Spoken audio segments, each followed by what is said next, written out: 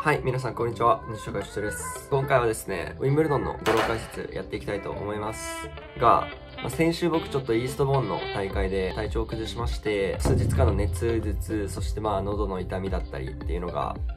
続きまして、1週間が経った今、若干まだ咳と、まだ声がこんな感じなんで、体調はもう治ってはいるんですけど、ちょっとこんな変な声で、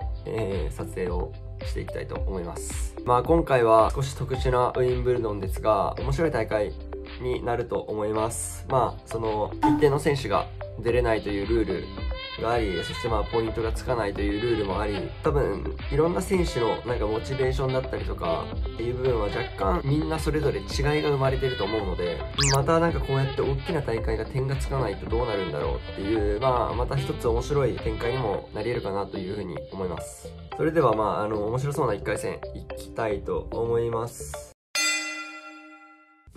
一番多分、えぐいドローはここですね。シナー選手とワウリンカ選手。ここが多分すごいきつい1回戦じゃないかなというふうに思います。まだ、怪我から復帰して、めちゃくちゃまだ、ワーレンカ選手も多分本調子じゃないと思うんですけども、自力っていうところで見るとかなりあると思いますし、先週ですね、イーストボーンで僕、シナー選手と練習をしてですね、初めてちょっとテニスを一緒にできたので、いろいろボールの強さだったりとか、動きだったりとか、ちょっといろいろ見ながらやってたんですね。で、なかなかさすがに球はエグかったです。はい、シナー選手の。やっぱそれぞれボールへの入り方っていうのがめっちゃ綺麗ですね。で、若干独特な動き方してるんですけど、やはりもともとスキーをやっていたっていうのもあって、バランス感覚がすごいですね。なので、かなり重心が安定してるんで、やっぱりあれだけ毎回踏み込んでしっかりとボールを打ち切って、体重がかなり乗ってるんで、やっぱボールの威力が上がってるのかなというふうに思いました。ただ個人的には芝そんな得意じゃなさそうなんで、見てる感じ。どうですかね。全然ワウリンカ選手が勝つこともあり得ると思いますけども、多分、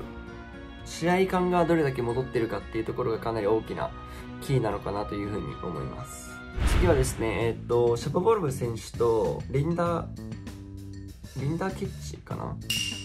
前回も動画で言った時に読み方が分かりませんって言った選手ですね。フランスの。ここも結構厳しいと思います。はい。ちょっとシャポボルブ選手が今芝で勝ってないっていうところで、相手がこうビッグサーバー、ビッグフォアハンドっていう選手になってくるんで、芝ってほんとワンチャンなんですよね。もちろん上手い下手はあるんで、絶対的にそれはあるんですけど、結構本当に運ゲーが多いです。はい。もうたまたまラインに乗ったりするとちょっとバウンド変わったりするんですよ。たまたまいい、そういうショットになったとか、本当にしかもワンチャンスのブレイクポイントで取ったらもう挽回効かないとかあり得るんで、このレベルのビッグサーブとかなってくると。もう本当にワンチャンスをいかに取れるかの勝負なので、かなり時と場合によって結果が変わるのが芝で、特に今のテニスのこのパワー勝負していく選手たちからすると、ワンチャン勝負でどっちが勝つかなっていうゲームになってくるのかなと思います。ちょっとね、シャポボール選手勝ってないんで、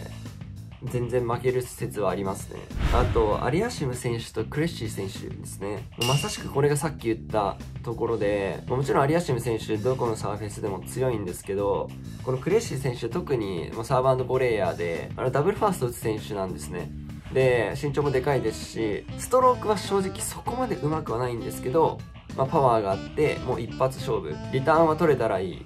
で、サービスはもうひたすらネットを取るっていう。だから、芝に向いてる選手ですよね、こういうテニスは。先週のイーストボーンでも準優勝かな、してましたし、全然これわかんないですね。はい。もうワンチャン勝負で、多分タイブレとかでなるんじゃないですかね。そんなに簡単にブレイクはできないと思います。なので、こういうギリギリなところをアリアシム選手がどれだけ取れるかっていうところだと思います。芝はですね、結構違うので、得意な選手と苦手な選手は結構分かれて、得意な選手とかはやっぱすごい上手いんですよね。で、先週ですね、どこだっけ？ヘルトゲンボッシュか。ヘルトゲンボッシュ2週間前ですね。を優勝した、この、オランダなんですけど、ワイルドカードを今回もらってます。読み方がね、わかんないですね。僕ずっともう彼のことティムって呼んでたんですけど、ティム・バン・リジョーベンちょっとわかんないですけど、ティムって呼びます。この選手、IMG の時にずっと一緒だったんですよ。はい。部屋も一緒だったし、僕と直樹とかと、みんな同じ部屋で、一緒に練習をしていました。で、片手ハンドの選手で、やっぱクリーンに綺麗にテニスをするんですね。でもこの選手、ジュニア時代からそこまでめちゃめちゃ伸びてこなかったんですけど、200位ぐらいにはいて、で、いきなりヘルトゲンボッシュ優勝して、そこからパーンって、今ランキングも上がったんですけど、こういう結構綺麗に、クリーンにボールを捉え続ける選手とかからすると、芝はやっぱりいいコートだと思いますし、今回ちょっと1回戦がデルボニス選手ということで、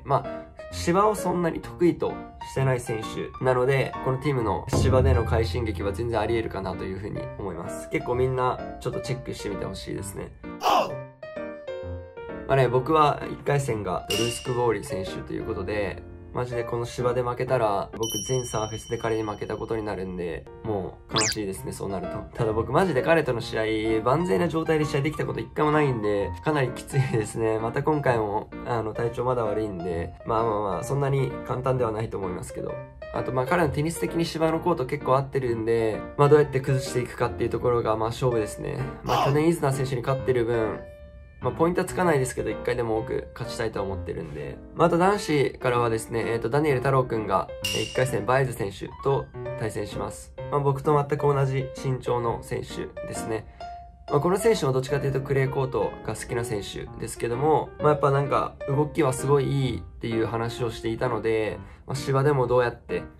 対応してくるのか、まだ若いですし、経験値は多分薄いとは思いますけど、今年勝ちまくってるっていう実績があるんで、そこでどれだけ戦ってくるかっていうのは見ものだと思います。はい。ということでですね、今回はちょっと異色な、ウィンブルドンにはなりますけども、それでもウィンブルドンはウィンブルドンなので、勝つことに意味があるかなというふうに思います。皆さんの、優勝予想とかを、ぜひコメント欄に書いていってください。僕は、わかんないですけど、ジョコビッチ選手は優勝できないんじゃないかなというふうには思ってます。はい。ただ誰が優勝するか結構難しいかなというふうに思うので、ちょっとコメント欄で皆さん教えてください、僕に。ということで、今回のウィンブルドン、ドロー解説でした。ありがとうございました。